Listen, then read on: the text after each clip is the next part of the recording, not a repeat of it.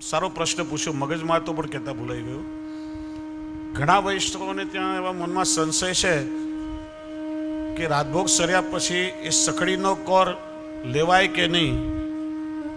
ઘણા લોકોમાં એ ભ્રાંતિ છે કે સખડીનો કોર આપણાથી ના લેવાય, ગૌગ્રાસમાં દઈ દેવું જોઈએ. કયા ગ્રંથમાં એવું લખ્યું છે? આ એક મોટી ભ્રમણા છે. વાસ્તવમાં એ પ્રકાર તમને કહું, આ ગેરસમજ ક્યાંથી આવી? આપણા માથે બિરાજતા સેવ્ય સ્વરૂપ છે, એમનો જે સાણેલો કોર છે એ આપણા માટેનું સૌથી શ્રેષ્ઠ પ્રભુનું અધરામૃત કહેવાય. અને સૌથી પહેલો જેના માથે ઠાકોરજી બિરાજતા હોય એનો અધિકાર કહેવાય. નંદાલયમાં અમારે ત્યાં ઠાકોરજી બિરાજે તો જ્યારે મહાપ્રસાદ લેવા બેસીએ ત્યારે સૌથી પહેલા એ સખડીનો કોર લઈ પ્રભુ આરોગ્યા છે ને ઠાકોરજી જેને અંગીકાર કરે એ ભગવત સ્વરૂપાત્મક થઈ જાય છે.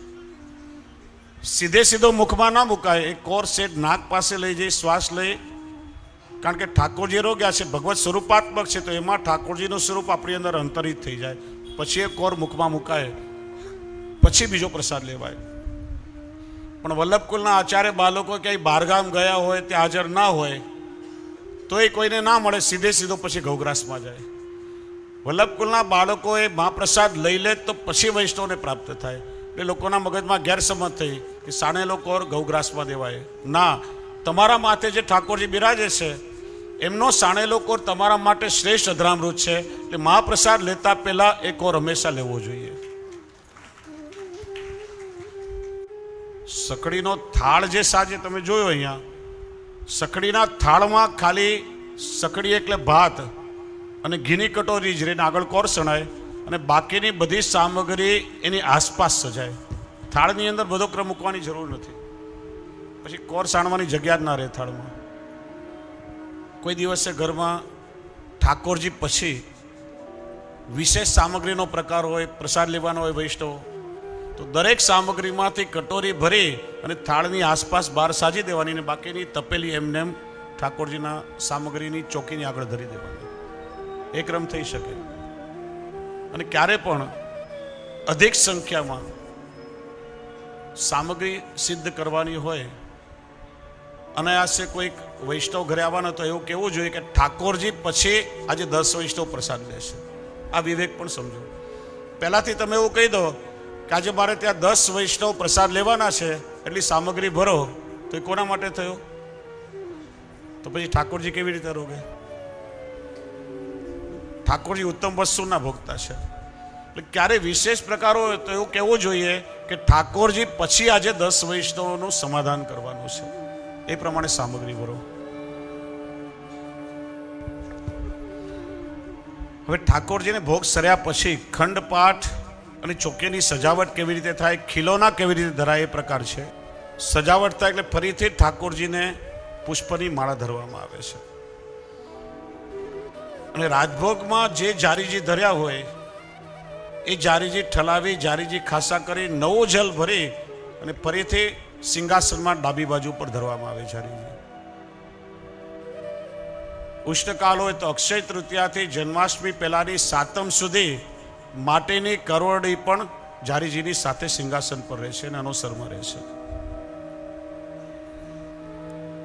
સારો પ્રશ્ન પૂછ્યો. તુલસી દલ ક્યારે વડા કરવા? તો જ્યારે રાજભોગ સરાવીએ, ઠાકોરજીને તમે સિંહાસન પર પધરાવો અથવા બધી સામગ્રી સરી જાય, સિંહાસન પર જ ભોગ ધર્યા હોય, ત્યાર પછી હાથ ખાસા કરીને ચરણારવિંદમાંથી તુલસી દલ વડા થઈ જાય. પ્રસાદી માળાની સાથે રહે અને અનુસર પછી એ પ્રસાદી તુલસી દલ પણ સેજ સૂંઘીને પછી મુખમાં આપણે લઈ શકીએ. માળાની સાથે આ ફૂલના છોગા છે. ફરગોલ ધરે ઠાકોરજી શીતકાળમાં, ત્યારે છોગા બંધ થઈ જાય અને શ્રીનાથજીના પાટોત્સવથી ફરીથી જ્યારે ઓઢણી શરૂ થાય ત્યારે ફૂલના છોગા ઠાકોરજી શિંગારમાં અને રાજભોગમાં, એટલે સાંજે સંધ્યા આરતી અને શેરના સમયમાં પણ ધરે. જ્યારે માળા ધરે ત્યારે છોગા ધરે. ઘણા લોકો આ છોગાને ચટકા મટકા પણ કહે છે. એટલે દરેક ઘરમાં દરેક વસ્તુના નામ જુદા જુદા હોઈ શકે.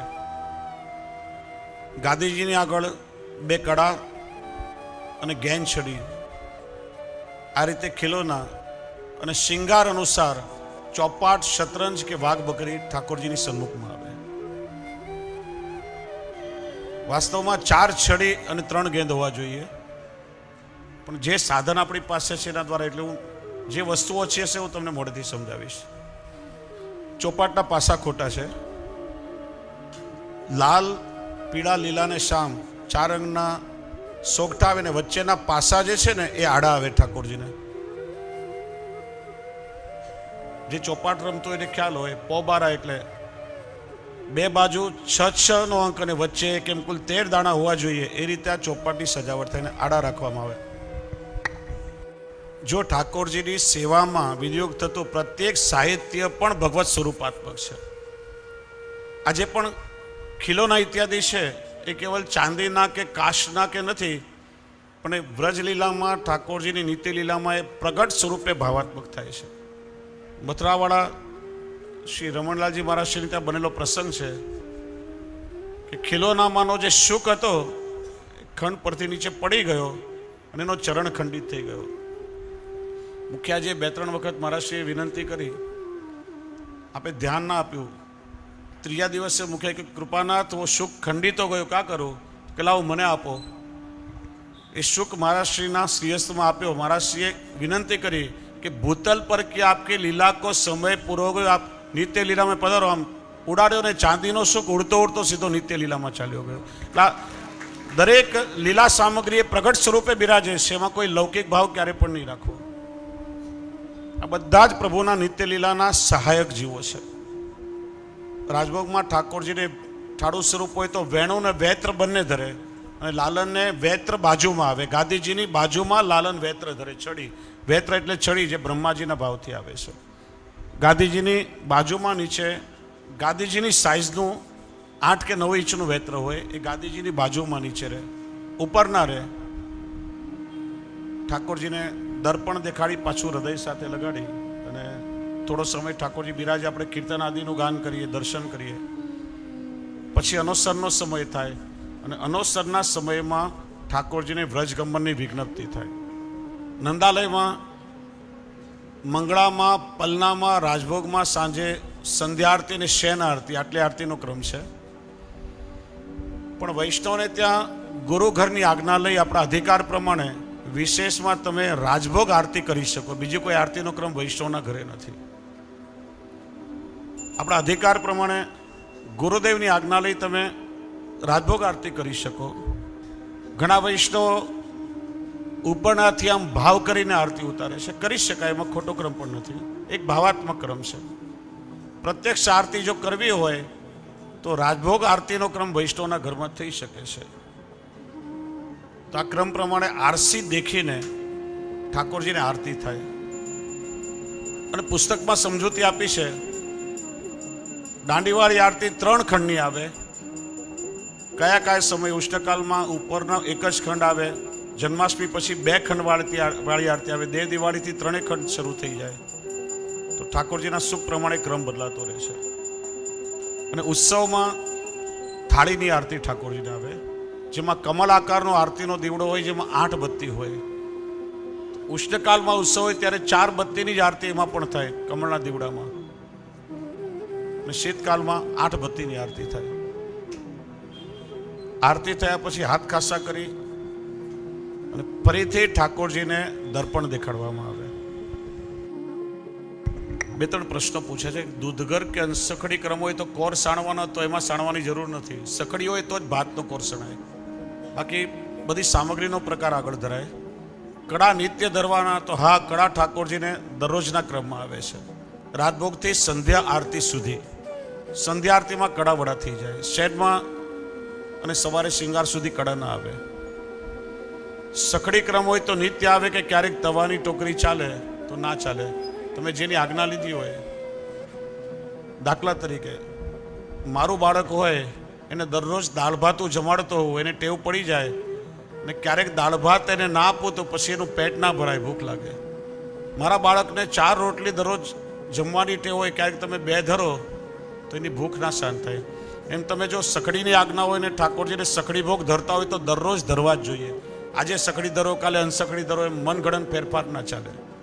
અથવા તો સૂક્ષ્મ ક્રમ તમારે ત્યાં હોય અને ઘરમાં પૂર્ણ રૂપે આચાર વિચારનું પાલન થતું હોય, સૂતક, વર્ધી, માસિક ધર્મ, એઠવાડો, જૂઠવાડો, માતા બોળ, સ્નાન, બધો જ આચાર વિચાર જળવાતો હોય, તો તમે ગુરુ ઘરે ઉત્સવ પર સખડી ધરવાની આજ્ઞા પણ લઈ શકો.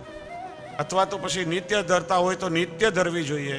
આજે ધરો, કાલે ના ધરો, ઓછો વધારે એમ ક્રમ ના ચાલે ઠાકોરજી. એટલા માટે આપણાથી દરરોજ નિભી શકે, દરરોજ તમે કરી શકો એ પ્રમાણે જ હંમેશા આજ્ઞા લેવી જોઈએ. એ જ આગ્રહ રાખો કે જેનાથી ક્યારેય ઠાકોરજીને પરિશ્રમ ના થાય. રાજભોગ આરતી પછી આરસી દેખાડી ઠાકોરજીની માળા વળી થઈ જાય, બાજુની શિખોરીમાં એ માળા રહે, અથવા તો બંને બાજુ તકિયા પર માળા ધરાય. જો આગળ આપણે જોયું કે ભોગ આવે ત્યારે જારીનો નેવરો ખુલી જાય, મુખ ખુલી જાય, અને ભોગ સરે એટલે જારીનું નાડું પાછું ઢંકાઈ જાય. અને અનવસરમાં ઠાકોરજીને વ્રજ ગમનની વિજ્ઞપ્તિ થાય. ટેરો કરી એટલે ઠાકોરજી ગૌચારણ કરવા માટે સીધા વનમાં પધારે છે. અને બપોરે ઠાકોરજીને વિશ્રામ પણ કરવો હોય, બાલ સ્વરૂપ પડશે પ્રભુની ઈચ્છા અનુસાર, એટલે સિંહાસનથી શૈયા સુધી આ પેંડો કરી દેવામાં આવે છે. આમ પેંડા બિછાવવામાં ઘણા વૈષ્ણવ પેલા દૂધઘરના પેંડા બિછાવે, એ પણ નહીં. આ શબ્દનું પણ ધ્યાન રાખવું જોઈએ. એ પેંડો જુદો, સામગ્રીનો પેંડો. અને પાતળી રૂઈદાર ચાદર હોય, એકદમ પાતળી ચપટી, જેના પર મલમલની ખોલી આવે, એ સિંહાસનથી શૈયા સુધી એ પેંડો બિછાવવામાં આવે. કારણ કે વ્રજની રથ તો અતિ કોમલ છે. વ્રજ તો ઠાકોરજીનું નિત્ય લીલાધામ છે, અને ત્યાં તો વ્રજમાં તમામ પ્રકાર, વ્રજની રથ પણ સ્વરૂપાત્મક છે કે ત્યાં ખુલ્લા ચરણથી વિહાર કરવામાં ઠાકોરજીને પરિશ્રમ ન પડે. પણ આપણું ઘર છે જ્યાં શ્રી વલ્લભની કાનીથી ઠાકોરજી બિરાજે છે.